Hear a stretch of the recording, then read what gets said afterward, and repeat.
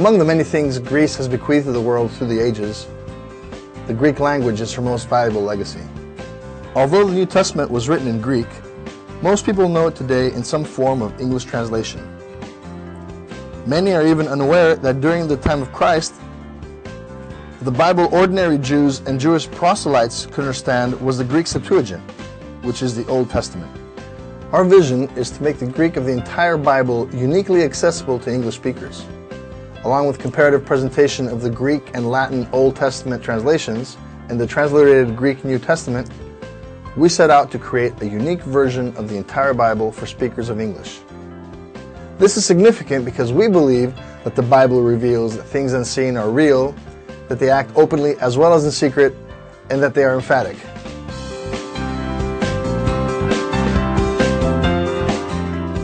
As a Greek American going to church and hearing the minister refer to the original text in his sermons, I always felt privileged that I was able to read the New Testament in the original language.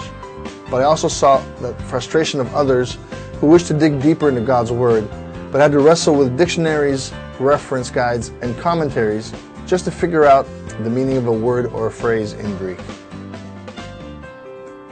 All along, I became increasingly aware that English was full of Greek words that had been adapted to describe complex ideas in medicine and science. The more I pondered over that fact, the more Greek I saw in my daily American experience, especially as a Bible student. According to Webster International Dictionary, of the 155,000 words of the English language, almost 55,000 of them are of Greek origin. Today, over 92% of New Testament Greek words are used or understood by the average Greek speaker. Additionally, and as diachronic lexicography reveals, the meaning of most New Testament Greek words is preserved in Neo-Hellenic, which is modern Greek. What is significant to the speaker of English is that many of those words are part of the English language, with many of them retaining the essence of their Greek meaning. For example, the word theos in Greek means God. In English, however, we say theology, not godology. This shows that English speakers know that the word theos means God. They simply never use it in the place of the word God. The question then is, what if more English speakers were made aware of just how much Greek they already know? Would that open their eyes to new avenues of understanding and interpreting the New Testament? Unfortunately, although thousands of Greek words in the Scriptures are part of the English language, Bible scholars do not incorporate those words into their English translations. The classic Greek language is one of the most important sources that influenced our everyday language. When you refer to the alphabet, you pronounce exactly the first two Greek letters, alpha and beta. When you talk about arithmetic, you almost say the Greek words arithmos. Likewise, the emphatic triglot emphasizes and substitutes thousands of Greek words that exist in the English language. English-speaking people essentially speak a lot of Greek, but they do not know it. The emphatic triglot is a Greek Bible specially designed for the English speaker.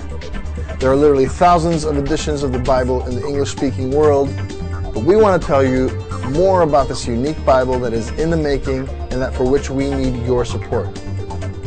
Its purpose is to bring the reader as close to the original text as possible, using the language they already know, English.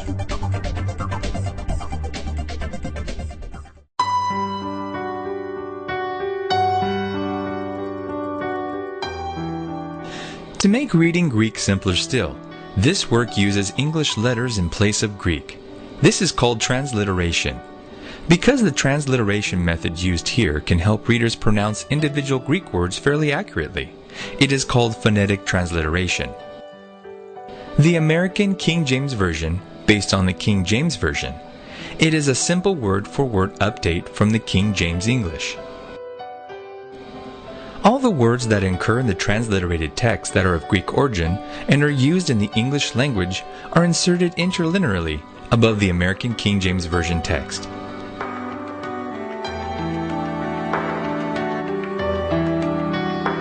All the words in the following example, with the exception of the auxiliary ones, are of Greek origin. In the archi was the Logos, and the Logos was with Theon, and the Logos was Theos. The same was in the Archi with Theon.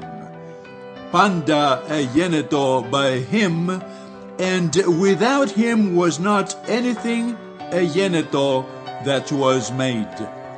In him was Zoe, and the Zoe was the Phos of Anthropon.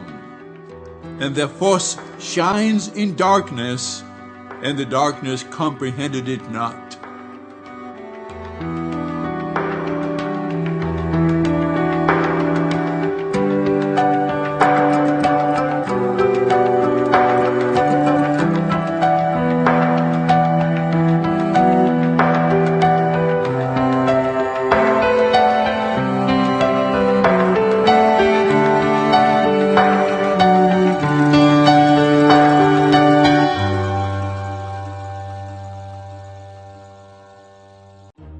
This Bible contains both the Old Testament and the New Testament.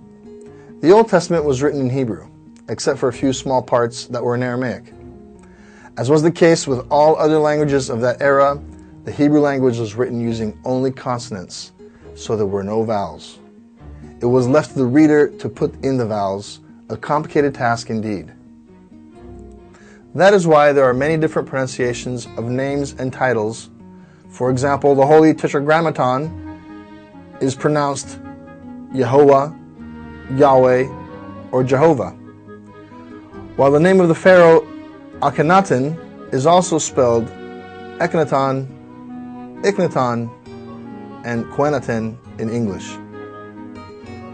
However, these are words in the Septuagint, the Vulgate, and the Masoretic text whose meaning differs because these three sources use the now lost vowelless Hebrew text.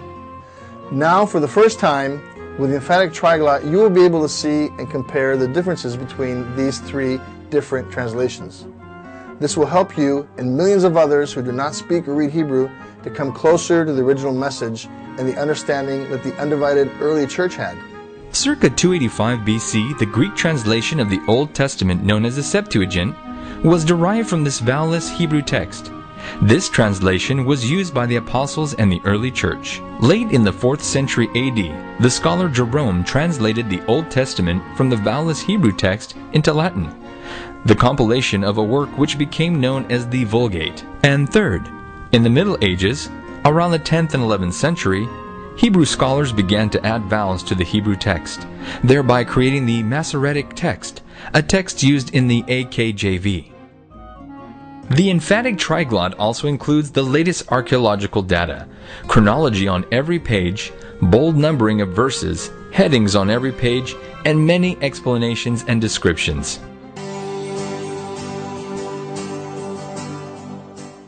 This project began with the idea that the Bible and its teachings should be accessible in their original form to as many people as possible, but the sheer number of translations, commentaries, and references made this a laborious task for most.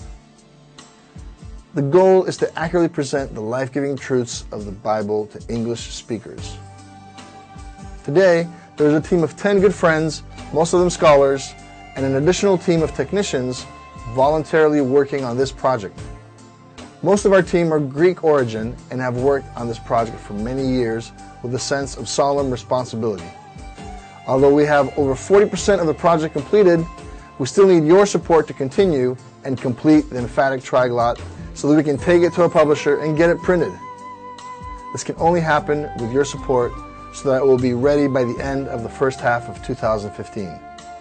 Please share this with your friends and loved ones and consider the millions of speakers of English that will be able to approach the original text by using it. Imagine discovering the original Greek in your daily walk. Thank you for your time.